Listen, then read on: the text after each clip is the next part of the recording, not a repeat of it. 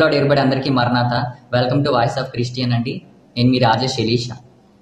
అయితే ఈరోజు మనం ఈ వీడియోలో యేసుప్రభు వారి రెండో రాకడ గురించి తెలుసుకోబోతున్నామండి. అయితే ఆ రాకడ గురించి కొన్ని హెచ్చరికలు నేను మీకు చెప్పాలని అనుకుంటున్నాను ఈ వీడియో ద్వారా. దయచేసి ఈ వీడియో ఫస్ట్ నుంచి చివరి వరకు మిస్ కాకుండా చూడండి, ఎందుకంటే దేవుడు మాట్లాడుతున్న మాటలు ఇవి. కాబట్టి మన ప్రభు అయిన యేసుక్రీస్తు తిరిగి రానున్న రోజులు ఎంతో సమీపంలో ఉన్నాయనే దాని గురించి మనం ఎప్పటికప్పుడు బైబిల్ ద్వారా హెచ్చరికలు పొందుతూనే ఉన్నాం కదండి. యేసు ప్రభు వారు మత్తయి సువార్తలో 24వ అధ్యాయంలో చెబుతారు, నా రాకడ నోవాహు రోజులు వంటి దానిగా ఉంటుంది అని చెప్పి. నోవాహు రోజుల్లో ప్రజలు తినడము, త్రాగడము, పెళ్లి చేసుకోవడము, ప్రపంచపు పనుల్లో మునిగిపోవటం జరుగుతున్నప్పుడు అకస్మాత్తుగా జలప్రలయం వచ్చి వారిని నాశనం చేసింది. ఇదే విధంగా యేసు ప్రభు వారు తిరిగి రానున్నాడు. మన కళ్ళ ముందే అనేక విషయాలు జరుగుతున్నాయి. యుద్ధాలు, భూకంపాలు, మహమ్మారులు, క్రైస్తవులపై హింస, అబద్ధ ప్రవక్తలు, చట్ట వ్యతిరేకత పెరుగుతుంది కదండి. ఇవన్నీ బైబిల్ చెప్పిన సంకేతాలు. 2 తిమోతికి రాసిన పత్రిక 3వ అధ్యాయం 1 నుంచి 5 వరకు మనం చదువుకుంటే, అంత్య దినములలో అపాయకరమైన కాలములు వచ్చునని తెలుసుకొనుము. ఎలాగనగా మనుష్యులు స్వార్థప్రియులు, ధనాపేక్షులు, బింకములాడువారు, అహంకారులు, దూషకులు, తల్లిదండ్రులకు అవిధేయులు, కృతజ్ఞత లేనివారు, అపవిత్రులు, అనురాగరహితులు, అతిద్వేషులు, అపవాదకులు, అజితేంద్రియులు, క్రూరులు, సజ్జన ద్వేషులు, ద్రోహులు, మూర్ఖులు, గర్వాంధులు, దేవుని కంటే సుఖానుభవమును ఎక్కువగా ప్రేమించువారు, పైకి భక్తి గల వారి వలె ఉండి దాని శక్తిని ఆశ్రయించిన వారునే ఇందురు. ఏముందండి ఇక్కడ? చివరి దినాల్లో అంట మనుషులు స్వార్థపరులు అవుతారంట, దురహంకారులు అవుతారంట, దుర్మార్గులు అవుతారంట, దేవునికి భక్తి లేని వారు అవుతారంట. మనం చూస్తున్నాం కదండి, ప్రస్తుతం ఇదే జరుగుతుంది. ప్రస్తుత కాలంలో దేవుని వాక్యానికి విరుద్ధంగా జీవనం సాగించే వారు పెరిగిపోతున్నారు. పాపం సాధారణమైపోతుంది. కాబట్టి ప్రియమైన వారలారా, యేసు ప్రభు వారి రాకడ అనూహ్యంగా ఉంటుంది. బైబిల్ చెప్తుంది, రాత్రిపూటకు అన్నం వేయడానికి దొంగ ఎలా వస్తాడో చెప్పా చేయకుండా, అలాగే నా రాకడ కూడా అలాగే సంభవిస్తుందని చెప్పి యేసు ప్రభు వారు సెలవిచ్చిన వారే ఉన్నారు. 1వ తెస్సలోనికయులకు రాసిన పత్రిక 5వ అధ్యాయం 2వ వచనంలో ఉంటుంది చూడండి ఈ యొక్క మాట. రాత్రి వేళ దొంగ ఎలాగో వచ్చునో అలాగే యేసు ప్రభు దినం వచ్చునని మీకు బాగుగా తెలియను అని చెప్పి. కాబట్టి దొంగ వచ్చే సమయం ఎవరికి తెలియదు కదండి. అలాగే యేసు ప్రభు వారి రాకడ ఆ యొక్క సమయం అనేది కూడా మనకు తెలియదంట. అందుకే ఎప్పుడు మనం సిద్ధంగా ఉండాలి. మత్తయి సువార్త 24వ అధ్యాయం 42వ వచనంలో ఉంటుంది, కావున ఏ దినమున మీ ప్రభు వచ్చునో మీకు తెలియదు గనక మెలకువగా ఉండి ప్రార్థన చేయడి. అంటే మనం జాగ్రత్త గలవారమై మెలకువగా ఉండి ప్రార్థన చేయడి అని చెప్పి యేసు ప్రభు వారు హెచ్చరిస్తున్నారండి. మన జీవితం పవిత్రంగా దేవుని చిత్తానికి లోబడి ఉండాలి. మనం మెలకువగా ఉండి ప్రార్థన చేయాలంట. ఏ సమయాన యేసు ప్రభు వారి రాకడ వస్తుందో తెలియదు కాబట్టి మనం మెలకువగా ఉండి ప్రార్థన చేసుకోవాలంటే. మెలకువగా ఉండడం అంటే ఏంటండి? నిద్రపోకుండా, రాత్రిపూట నిద్రపోకుండా అలా ఆకాశం వైపు చూడాలి ఇంకా అదే అనుకుంటున్నారా? అది కాదండి. మెలకువగా ఉండి ప్రార్థన చేయడం అంటే మీ యొక్క ఆత్మను లేపండి. మీ ఆత్మను ఎప్పుడు మేల్కొలిపే ఉంచండి. ఆత్మలో ఎప్పుడు మీ ఆత్మను ఆర్పకుడి అని చెప్పి బైబిల్ గ్రంథం ఎందుకు సెలవిస్తుందండి? ఆత్మ ఎప్పుడు రగులుతూ ఉండాలి, ఎప్పుడు మెలకుగానే ఉండి ఆత్మలో ఎప్పుడు ప్రార్థన చేస్తూ ఉండాలన్నమాట.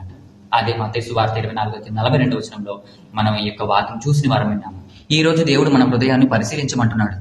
మనలో పాపం ఉన్నదా? మనం ఇంకా లోకాసక్తి, స్వార్థము, అసత్యము, కోపము, వ్యసనాలలో ఉన్నామా? యేసు ప్రభు వారి రాకముందు ఈ పాపాల నుండి మనం తిరిగి రావాలి.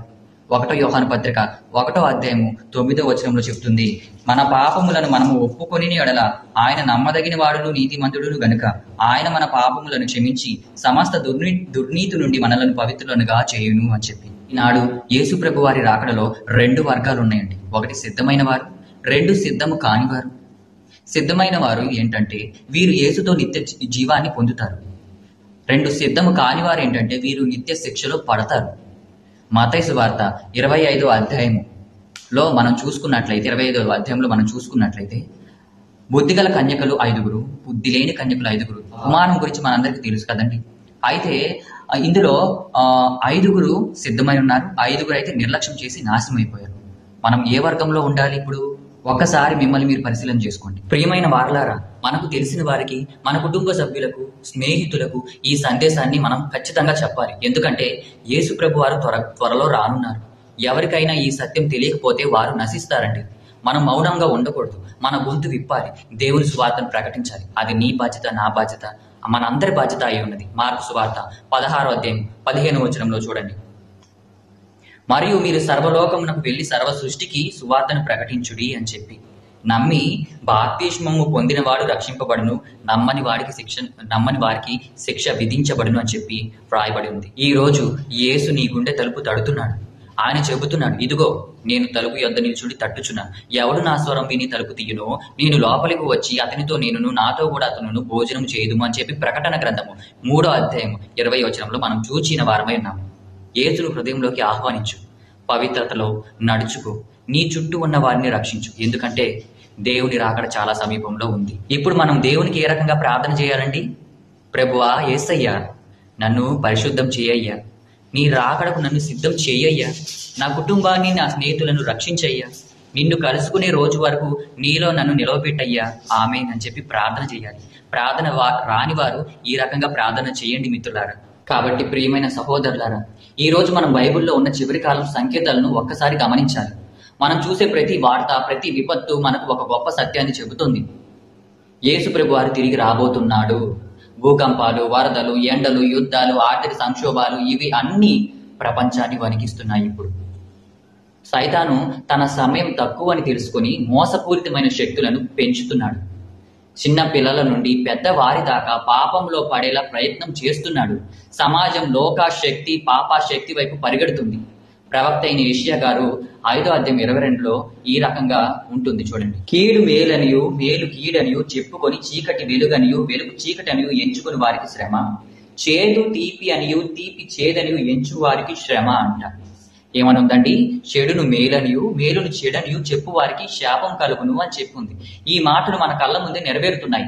మనం మంచిదిగా పాపం అనేది ఇక్కడ మంచిగా చూపబడుతుంది, పవిత్రత విక్రింపబడుతుంది. ఇది అంత్యకాలం యొక్క స్పష్టమైన సంకేతం అండి. ప్రియమైన వారలారా, ఈ సమయంలో దేవుడు నిన్ను నన్ను జాగ్రత్తగా ఉండమని హెచ్చరిస్తున్నాడు. ఆయన మనలో ప్రతి ఒక్కరిని పరిశుద్ధతలో, ప్రార్థనలో, వాక్య పఠనంలో నిలబెట్టాలనుకుంటున్నాడు. మనం నిద్రలో ఉండకూడదండి. రోమా పత్రిక 13వ అధ్యాయము 11వ వచనంలో ఇలాగే ఉంటుంది చూడండి. మరియు మీరు కాలం నెరిగి నిద్ర మేలుకొని వేళ అయినదని తెలుసుకొని అలాగే చేయుడి. మనకు విశ్వాసులం అయినప్పటికంటే ఇప్పుడు రక్షణ మనకు మరి సమీపంగా ఉన్నదంట. ఏంటండి? నిద్ర నుంచి లేచే సమయం ఇదే అంట. మన రక్షణ సమీపంలో ఉందంట. ఇప్పుడు మనం లేచే సమయం అండి. యేసు కోసం జీవించే సమయం అండి. ఇతరులను రక్షించే సమయం అండి. దేవుడు నిన్ను ఒక దీపస్తంభంలో ఉపయోగించాలనుకుంటున్నాడండి. నీ జీవితం ద్వారా అనేకులు రక్షింపబడతారు. ఈ రోజు నిర్ణయం తీసుకో, నేను ఇక నుంచి ప్రభువైన యేసు కోసం మాత్రమే జీవిస్తాను అని. ఇది చివరి పిలుపు. ఇక ఆలస్యం చేయకు మిత్రమా, ఎందుకంటే యేసు ప్రభువారి రాకడ చాలా సమీపంలోనే ఉంది. గుర్తుపెట్టుకో. కాబట్టి మిత్రులారా, ఎడతెగకుండా ప్రార్థన చేయండి. మీకోసం ప్రార్థన చేయండి, మీ కుటుంబం కోసం, మీ పిల్లల కోసము ప్రార్థన చేయండి మిత్రులారా. ఎందుకంటే యేసు ప్రభువారి రాకడ దొంగ వలె వస్తుంది. ఎప్పుడు ఆయన వస్తాడో మనెవరికి తెలియదు. ఆయన వచ్చు సమయంలో మన తప్పిదాలన్నీ అలాగే ఉంటే, మన పాపపు శిక్షలన్నీ మన మీద పడి మనము నరకానికి పాలైపోతాం. ఈనాడు దేవుడు మెలుగుగా ఉండి ప్రార్థన చేయండి అంటున్నాడు. మెలుగుగా ఉండి ప్రార్థన చేయడం అంటే మీ యొక్క ఆత్మను ఆర్పుకోకండి. మీ యొక్క ఆత్మలో ఎప్పుడు ప్రార్థన చేస్తూనే ఉండండి. మేలుకొల్పండి మీ యొక్క ఆత్మని. ఎందుకంటే దేవుని రాకడ దొంగ వలె వస్తుంది. ఎప్పుడు వస్తాడు, ఎప్పుడు ఆయన రాకడ సంభవిస్తుంది ఎవరికి తెలియదు. ఇంకా నువ్వు ఆ పాపపు ఊబిలో ఉన్నావంటే ఖచ్చితంగా నువ్వు పాతాళానికి వెళ్ళక తప్పదు, నరకానికి పోక తప్పదు. కాబట్టి మిత్రులారా, ఇదండి దేవుని రాకడ గురించిన కొన్ని హెచ్చరికలు నేను మీకు చెప్పాలని అనుకున్నాను. ఈ వీడియో ద్వారా చెప్పాను. ఇది మీ మనసులో ఉంచుకొని మీరు దేవుని రాకడ కొరకు సిద్ధపడతారని ఆశిస్తున్నానండి. ఈ వీడియో కనుక మీకు నచ్చినట్లయితే ఒక లైక్ చేసి అలాగే మీ ఫ్రెండ్స్కి షేర్ చేయండి. ఖచ్చితంగా నా ఛానల్ని సబ్స్క్రైబ్ చేసుకోండి మిత్రులారా. మీరు సబ్స్క్రైబ్ చేసుకోవడం ద్వారా నేను ఇంకా దేవునిలో బలపడుతూ మిమ్మల్ని కూడా నా యొక్క అనేక వీడియోస్తో మిమ్మల్ని కూడా బలపరుస్తాను. కాబట్టి దానికోసం మీ యొక్క సపోర్ట్ అనేది నాకు కావాలి. దయచేసి ఈ ఛానల్ సబ్స్క్రైబ్ చేసుకోండి. అలాగే నా యొక్క వీడియోస్ కూడా మీరు అన్ని ఎప్పటికప్పుడు మీకు అప్డేట్ రావాలంటే బెల్ ఐకాన్ని క్లిక్ చేయండి. ఆల్ అని వస్తుంది, ఆల్ మీద క్లిక్ చేయండి. అప్పుడు నా యొక్క వీడియోస్ ఎప్పుడు అప్లోడ్ చేస్తే అప్పుడు మీకు అప్డేట్ వస్తుంది. నెక్స్ట్ వీడియోలో బైబిల్ దృక్పథంతో మరొక వీడియోతో మీ ముందు ఉంటాను. Praise lord. అందరికీ మరణార్థం.